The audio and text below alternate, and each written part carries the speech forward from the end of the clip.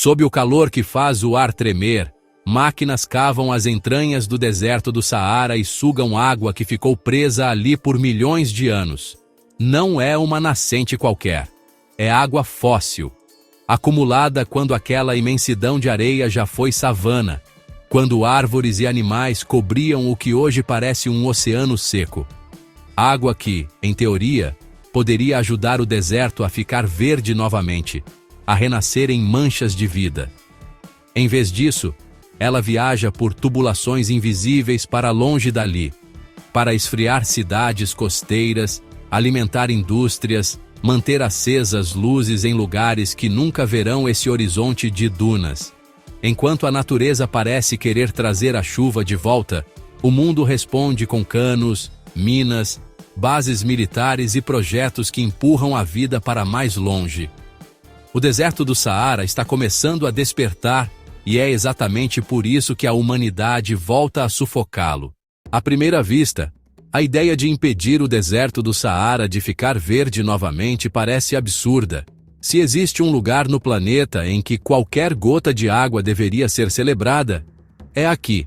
Mas basta olhar um pouco mais de perto para perceber que não se trata apenas de clima ou de árvores. O que está em jogo é areia, fronteira, poder, rotas de fuga e reservas escondidas no subsolo. Não é por acaso que, durante muito tempo, caravanas cruzaram essa região.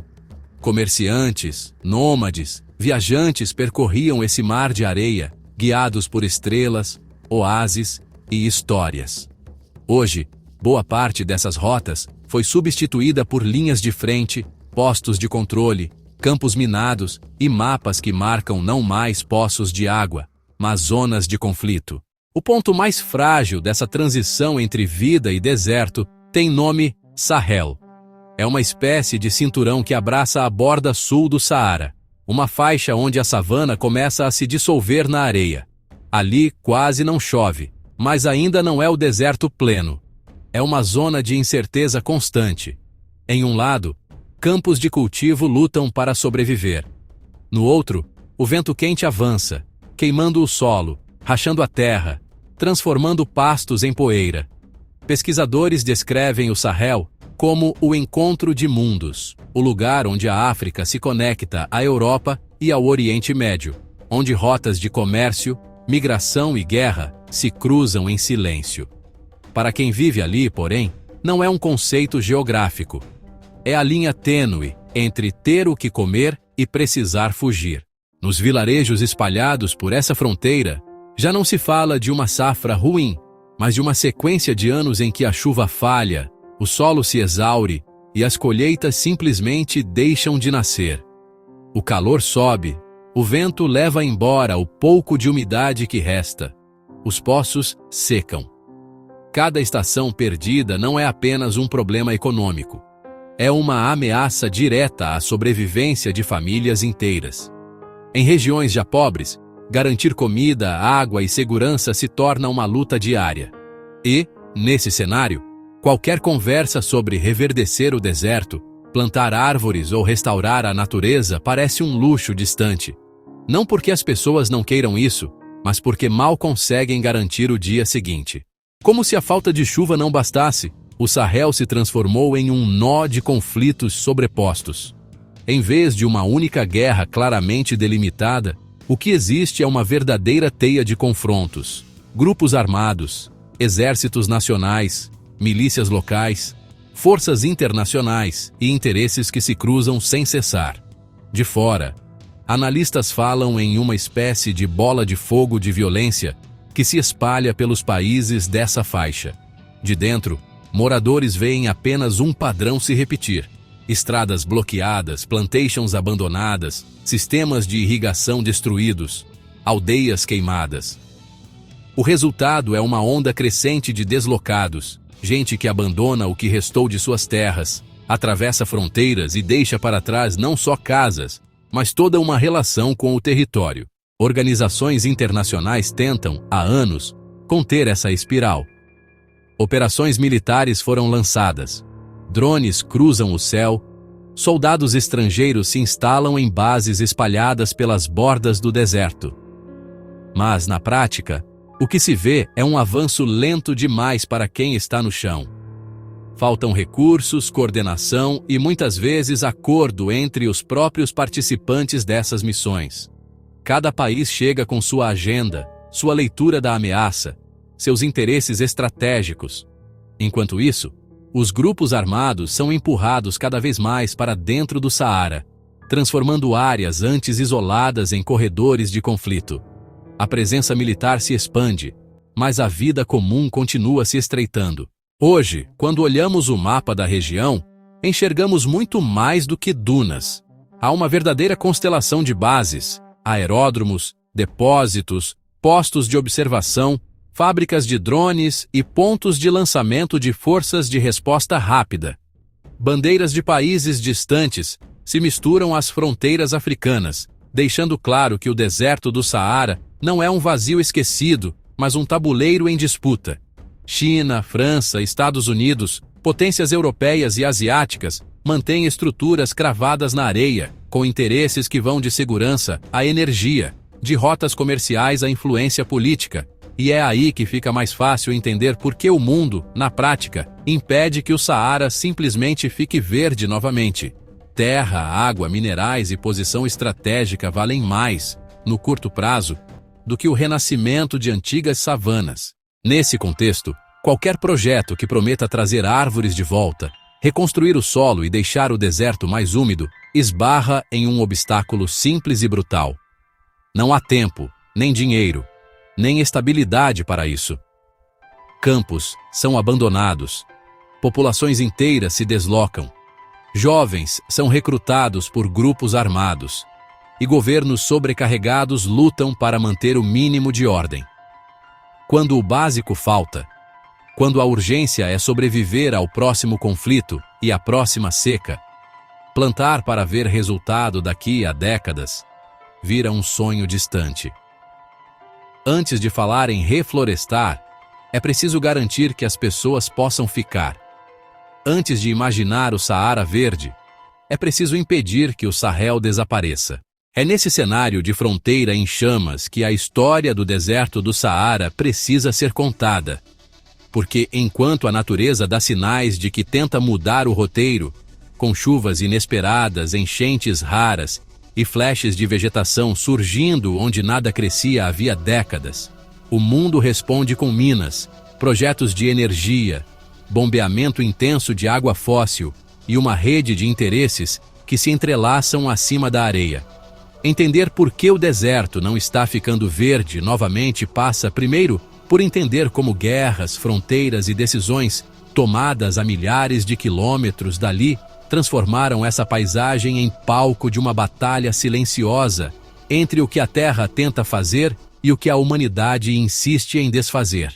A vida no Sahel se desmancha não só pelo clima que colapsa, mas também pelas forças que tentam controlar cada passo desse território. À medida que vilas inteiras são esvaziadas e sistemas de irrigação viram sucata, outro movimento vai tomando o deserto do Saara, a transformação de vastas áreas em um imenso laboratório energético. Nas redes sociais, aquela imagem sedutora, um quadrado perfeitamente desenhado em meio às dunas com a promessa de que isso bastaria para abastecer o planeta inteiro, se espalhou como um mantra moderno. A ideia parece simples: usar o sol inclemente do Saara para mover cidades, países e continentes. O que quase ninguém percebe é que essa visão não nasceu do nada. Ela vem de pesquisas, cálculos e ambições que já circulavam há décadas. Em meados dos anos 2000, uma pesquisadora alemã colocou no papel uma proposta monumental. Nascia ali uma tese que defendia que uma área gigantesca, distribuída entre Marrocos, Tunísia, Argélia, Líbia e Egito, poderia receber complexos solares de espelhos colossais capazes de concentrar luz e gerar eletricidade em escala continental. Segundo seus cálculos, um quadrado de poucos centenas de quilômetros poderia, teoricamente, abastecer países inteiros. E se o objetivo fosse apenas alimentar a Europa, bastaria um pedaço ainda menor do deserto. Essas estimativas ganharam força porque, já no final dos anos 80, cientistas haviam concluído que bastavam poucas horas de sol nos grandes desertos do mundo para igualar todo o consumo anual de energia da humanidade. A partir dessas premissas, nasceu um dos projetos mais ambiciosos da história recente, a iniciativa que se tornaria conhecida como Desert Tech. Em 2009, fundações, cientistas, empresas e políticos se reuniram sob a promessa de transformar o sol da África do Norte em energia para além-mar. Grandes corporações, muitas delas europeias, anunciaram uma parceria para construir usinas solares e eólicas em países áridos, conectadas ao continente europeu por cabos especiais enterrados no subsolo. O custo estimado beirava uma cifra colossal, algo próximo de quase €500 bilhão. O plano era ousado. Até meados do século, cerca de 1/5 de toda a eletricidade consumida na Europa viria do Saara. Parecia uma revolução limpa, elegante e perfeitamente alinhada com o discurso de sustentabilidade. E de fato, no papel, havia benefícios para todos. Europa ganharia uma nova fonte de energia sem carbono. Países africanos receberiam empregos, investimentos e infraestrutura renovável. Só que, olhando mais de perto, a proposta tinha uma sombra difícil de ignorar. Em muitas das apresentações, o Saara era descrito como um território vazio, uma terra sem dono, um espaço inerte pronto para ser usado. Essa leitura ecoava um velho padrão: extrair riqueza do sul global para abastecer o norte industrializado. Só que dessa vez, o recurso não era petróleo ou metal raro, era sol. Não demorou para que vozes africanas começassem a questionar quem vai realmente usar essa energia. De onde virá a água necessária para resfriar as grandes usinas térmicas solares? E o que fica para quem vive aqui? Algumas organizações responderam com entusiasmo, dizendo que tudo seria compartilhado. Pesquisadores confirmaram que, teoricamente, as usinas beneficiariam todos os lados. Mas a teoria não resistiu à realidade econômica da época. Durante a primeira metade da década de 2010, os custos de energia renovável ainda não competiam com petróleo, gás e carvão. Sem viabilidade comercial, o grande projeto esfriou até praticamente desaparecer, deixando para trás apresentações e entusiasmo, mas quase nenhuma obra concreta. A ironia cruel é que, mesmo se o plano tivesse seguido adiante, a energia gerada ali não seria usada para restaurar o Saara, irrigar o Sahel ou recuperar solos devastados. Ela seguiria rumo ao norte, para aliviar calor em cidades europeias e manter indústrias funcionando. Nada disso impediria o avanço da desertificação local. Nada disso ajudaria o deserto do Saara a ficar verde novamente. Enquanto os olhos do mundo se voltavam para a promessa de energia infinita, a vida que tentava surgir na borda do deserto continuava asfixiada por conflitos, secas e políticas construídas a quilômetros de distância. E, nesse jogo de forças, surge uma pergunta desconfortável. Quando o planeta tenta reacender seu ciclo natural no Saara, quem realmente quer permitir que essa mudança aconteça? Enquanto os grandes planos de transformar o deserto do Saara em uma usina solar continental iam se desfazendo no ar, algo ainda mais inesperado começou a surgir nas próprias entranhas do deserto, sinais de que a natureza estava tentando, por conta própria, alterar o roteiro. Por séculos, o Saara foi visto como um território estático, imutável, condenado à secura perpétua. Mas, quando cientistas analisaram dezenas de modelos climáticos, descobriram um padrão que ninguém esperava. Com o aquecimento global, a atmosfera está conseguindo reter mais umidade e, como consequência direta, regiões áridas estão recebendo volumes crescentes de chuva. Essas mudanças começaram a aparecer de maneira abrupta. No final de um mês de agosto recente, o nordeste do Sudão, uma terra castigada por décadas de estiagem, foi atingido por uma tempestade tão intensa que destruiu diques, inundou estradas e levou moradores a descrevê-la como o tipo de chuva que só aparece uma vez em muitas vidas. Em poucas semanas, outro evento incomum: caiu água em abundância no lado oposto do Saara, nas montanhas do Atlas, no Marrocos. Rios secos há décadas voltaram a correr. Depressões que acumulavam poeira se transformaram em lagos temporários. Em algumas áreas, pequenas lagoas azuladas surgiram entre palmeiras, como se ecos de antigos oásis tivessem despertado. A pergunta que surge é inevitável: se chuvas rápidas e isoladas conseguem desencadear tamanha explosão de vida, o que aconteceria se essas chuvas se tornassem frequentes?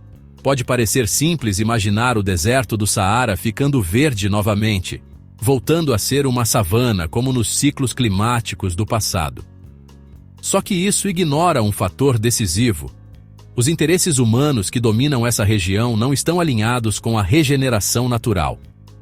No limite, é a própria presença humana e o modo como ela opera que funciona como um freio, porque, mesmo que a chuva volte, o que existe hoje sobre o solo e sob ele impede que a vida avance.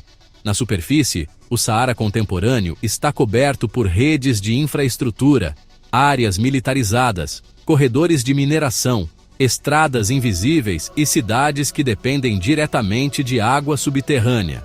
No subsolo, reservas de água fóssil, formadas quando o clima era outro, continuam sendo drenadas para uso industrial, urbano e energético. Esses usos não devolvem a água ao sistema. Eles a removem para sempre. Sem água subterrânea, qualquer tentativa de reflorestamento morre antes de começar. Sem estabilidade política, iniciativas ambientais não passam do papel. E nos pontos onde a vida tenta renascer, resta um risco ainda maior: o da mineração e da exploração intensiva ampliarem o colapso ecológico. Em países que bordeiam o Saara, grandes corporações energéticas e mineradoras extraem petróleo, gás, sal, cobre e componentes críticos. Entre esses recursos, um deles se tornou símbolo de como os interesses externos moldam o destino do deserto: o urânio.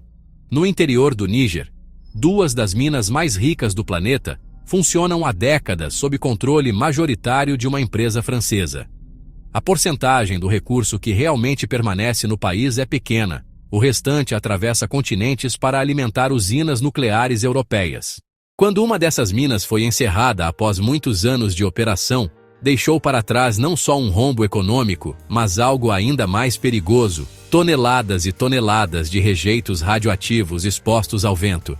O Saara, com sua eterna dança de poeira, dispersa esse material por quilômetros, contaminando solo, água e ar. Moradores relatam doenças misteriosas. Organizações independentes encontraram níveis de radiação que ultrapassavam em muitos limites recomendados. A água utilizada nesse processo também contou outra história: milhões de litros perdidos de um aquífero tão profundo e tão antigo que levaria eras para se recuperar. Essas minas não são exceções. São espelhos do que acontece quando se tenta extrair riqueza de regiões frágeis e áridas. E não é só o urânio. Petróleo, ouro e outros minerais seguem a mesma lógica: grandes volumes de água para processar materiais, longos períodos de impacto no solo e uma consequência direta: o avanço da desertificação. Plantas morrem, oásis desaparecem, povos tradicionais migram, o deserto avança para onde antes havia savana. E, no fim, quando se pergunta por que o Saara não está ficando verde novamente, a resposta começa a parecer óbvia: porque a humanidade extrai da terra mais rapidamente do que ela consegue voltar a respirar. Esses fenômenos, a chuva rara que traz vida e a exploração intensa que a retira, convivem lado a lado como peças de um mesmo paradoxo. A natureza abre uma brecha para a regeneração, mas o mundo a fecha novamente com máquinas, mineradoras, bombas d'água e conflitos. E quanto mais se observa essa dinâmica, mais evidente fica que a regeneração do Saara não depende apenas de chuva. Depende de escolhas humanas, escolhas que até agora seguem na direção contrária. Enquanto a chuva tenta regressar ao deserto do Saara, projetos humanos continuam drenando a base que sustenta qualquer possibilidade de verde, a água subterrânea. No limite sul do deserto, a desertificação acelera há décadas. Solos racham, campos desaparecem e as raízes das plantas encontram apenas camadas cada vez mais profundas de terra seca. Mesmo regiões próximas a grandes corpos d'água, como a bacia do Lago Chad, sofrem com a exaustão dos recursos. A agricultura enfraquece, a pecuária colapsa, a fome se espalha. Milhares de famílias deixam suas casas ano após ano, não por escolha, mas porque o chão sob seus pés se torna inviável para qualquer forma de vida. Essa fuga forçada cria ciclos ainda mais profundos de instabilidade, onde cada nova seca empurra mais pessoas para longe. Há quem tente reverter esse processo. No final da década de 2000, nasceu um dos projetos ambientais mais ambiciosos do continente africano, a chamada Grande Muralha Verde, uma iniciativa que uniu mais de uma dezena de países para criar uma faixa contínua de vegetação capaz de conter o avanço da areia e revitalizar terras agonizantes. O plano era erguer um cinturão de árvores, arbustos e pastagens ao longo de milhares de quilômetros, estendendo-se do chifre da África até o extremo oeste do continente. A promessa era grande: devolver fertilidade ao solo, criar empregos, estabilizar comunidades e ajudar a reduzir carbono na atmosfera. E, durante algum tempo, os resultados pareciam animadores. Milhões de hectares foram restaurados, empregos surgiram e partes do cinturão começaram a mostrar sinais reais de recuperação ecológica. Mas, conforme os anos passaram, o entusiasmo deu lugar à realidade dura. A maior parte do projeto patinava, falta de coordenação entre os países envolvidos, financiamento instável, burocracias que travavam ações simples e uma miríade de conflitos locais impediram que a iniciativa avançasse no ritmo necessário. Apesar dos avanços pontuais, somente uma parcela pequena do plano total realmente saiu do papel. Para cumpri-lo integralmente até a data prevista, seriam necessários investimentos que raramente chegam onde deveriam chegar. Ao mesmo tempo em que árvores lutavam para se estabelecer na superfície, outro recurso vital era retirado das profundezas: a areia. Embora pareça infinita, só uma parte do Saara é composta por dunas altas e ondulantes. A maior fatia mesmo é formada por extensos planaltos rochosos e vastas superfícies de cascalho. Mas a areia fina, aquela que pode ser usada na construção civil, que viaja pelo vento e cria dunas icônicas, é explorada e exportada, muitas vezes de forma clandestina. Em poucos anos, centenas de milhares de toneladas deixaram regiões sensíveis do deserto rumo a arquipélagos e cidades costeiras. Cada carregamento parece irrelevante, mas, quando somados, eles enfraquecem um elemento crucial da paisagem: o escudo natural de poeira que protege o solo do superaquecimento. Sem essa camada, o deserto não apenas fica mais quente, mas perde a capacidade de estabelecer microambientes que poderiam, um dia, sustentar o retorno de vegetação. E, enquanto a superfície é retirada balde após balde, o subsolo é perfurado sem descanso. O exemplo mais extremo desse processo talvez esteja na Líbia, que durante anos sustentou um dos maiores projetos de engenharia já construídos em terreno árido: a chamada Grande Rio Feito pelo Homem. Uma rede monumental de tubulações, reservatórios e canais construída a partir de aquíferos fósseis, formações que acumulam água há milhares ou milhões de anos. O objetivo era simples e grandioso ao mesmo tempo: levar água do interior desértico para cidades costeiras, onde vivem milhões de pessoas. E por algum tempo, o sistema funcionou como uma artéria vital. Mas guerras internas, bombardeios e o colapso de infraestrutura interromperam a expansão dessa rede. Fábricas foram destruídas, tubulações danificadas, e aquilo que poderia permitir certo grau de revitalização do país foi paralisado pela instabilidade. Mesmo assim, o estrago já estava feito. O bombeamento contínuo, reduziu drasticamente o nível dos aquíferos. E, como essas reservas não são recarregadas por chuvas modernas, cada metro cúbico retirado é uma perda definitiva. Quando a água se torna inalcançável para as raízes das árvores, chegando a centenas de metros abaixo da superfície, qualquer chance de reflorestamento se evapora. O solo se torna salgado, duro, quebradiço. As plantas morrem antes de brotar. A vida se concentra apenas em pequenos pontos onde a natureza encontra brechas para resistir. Quando olhamos para esse panorama de destruição e tentativa de recuperação, o paradoxo volta a aparecer. De um lado, mudanças climáticas aumentam as chuvas e dão ao Saara oportunidades raras de renascer. De outro lado, décadas de extração, mineração, drenagem e conflitos sistematicamente impedem que essas oportunidades se transformem em transformação real. Em outras palavras, sempre que o deserto dá um passo em direção ao verde, a humanidade o empurra 2 passos de volta para a aridez. E mesmo com tudo isso, existe uma perspectiva maior. Um ciclo que atravessa eras e que revela que o destino do Saara não está totalmente nas mãos humanas. A história climática desse deserto guarda uma reviravolta que nenhum império, nenhuma corporação e nenhuma mina consegue apagar. No fim das contas, por trás de guerras, megaprojetos energéticos, minas profundas e rios artificiais, existe uma verdade que atravessa eras. O deserto do Saara nunca foi realmente fixo. Ele já foi savana, já teve lagos, já sustentou florestas e animais que hoje só aparecem em pinturas rupestres. Seu ciclo natural alterna entre vida exuberante e secura extrema, conforme o planeta inclina seu eixo e move os ventos úmidos para norte ou para sul ao longo de dezenas de milhares de anos. Mas, nesta fase da história, há algo diferente. As mudanças climáticas alteraram a força das monções, aumentaram a umidade da atmosfera e já trouxeram chuvas inéditas a regiões que deveriam permanecer inalteradas. É como se o próprio deserto estivesse tentando iniciar mais cedo a etapa do ciclo em que se transforma novamente em verde. Só que desta vez, quando a natureza tenta avançar, encontra um obstáculo que ela nunca teve antes: a humanidade. Não apenas a presença humana, mas, olha, todo o peso de suas escolhas.